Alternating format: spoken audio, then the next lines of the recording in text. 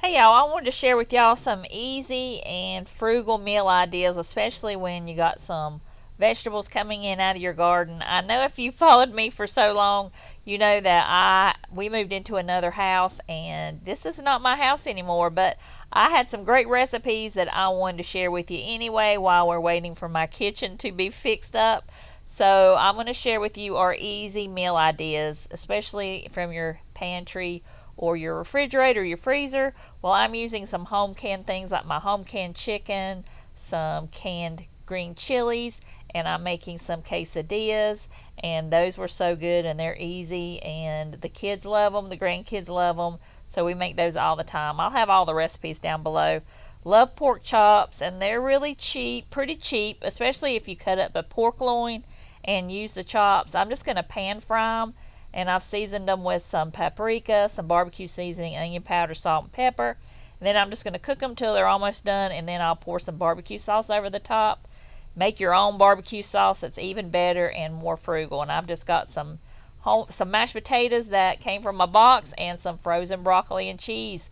Doesn't have to be fancy, but it does taste good. And I'm making another meatloaf. I know that I talk about meatloaf all the time, but this is the best ever. So I'm going to go ahead and make up this meatloaf, and I'm going to put it in the fridge till the next day, and I'll just pop that in the oven. I love doing that, making it ahead of time, and I'll have the recipe down below because you got to make it. So this next recipe I'm going to make, I am using my Instant Pot. I am going to cook some potatoes in the Instant Pot. These didn't come from my garden, unfortunately, but I got a big bag of potatoes on clearance, so I thought I would put some of those in the Instant Pot and they would be done pretty quick. So then I've got my pork chops here. I'm going to make more pork chops because that's what I had in the freezer. And I love a pork chop. Like I said, if you buy a pork loin, you can cut those up into slices, and it's way cheaper than buying them already sliced up. And I've got a little bit of shake and bake on these, so I'm going to bake those in the oven. I miss my oven so much. So there are the potatoes. I've got some fresh green beans, and I'm going to cook those with the green beans. That is so good together. And I've got some squash and zucchini. I'm just going to pan fry that. I love to either do that or put it in the air fryer. It's so good, and it's really cheap if you can get it out of your garden, but unfortunately the squash bugs have gotten mine, so I have been just getting it from the store. And I also added in some onions. It's so good. I could just eat all that by myself.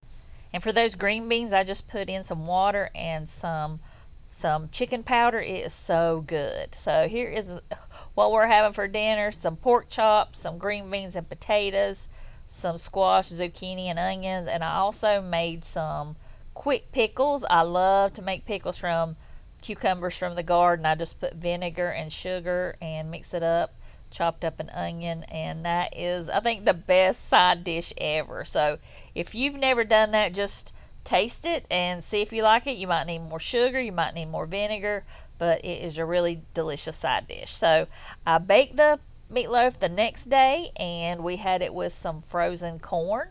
And I love to have frozen corn on hand, especially in July when it's plentiful.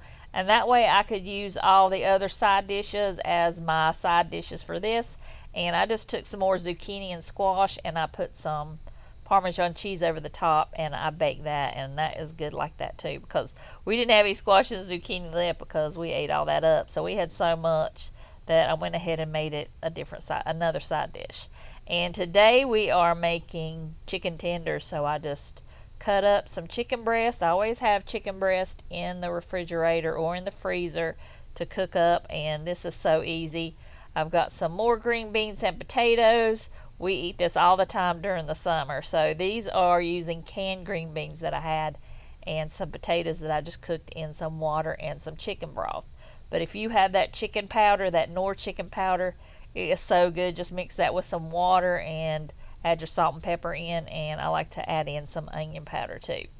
So I've just got my oil real hot, my oil as Paula Dean would say, and I'm just going to get that hot. I'm using avocado oil. It is a little bit pricier, but I would rather use that than the seed oils, and I've been getting it on Amazon, and it's a lot cheaper in the big jug. So We got our green beans and potatoes. My grandma would be so proud. Some chicken tenders, which cooked up really easy.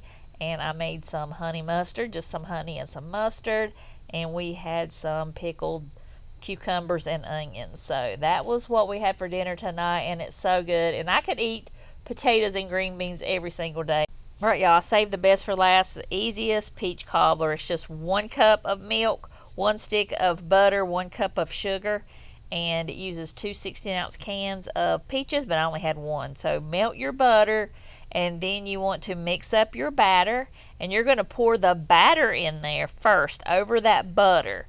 So I've got 1 big can of peaches, so I'm going to drain it because I don't like a whole lot of liquid in mine, so I'm going to add just a little bit of that liquid into it. So mix up your batter, pour it over your butter, and then pour your peaches over there, and don't stir it. Then all you do is put it in a 350-degree oven for about 45 minutes, and you'll have the best peach cobbler you've ever had. It made the house smell so good.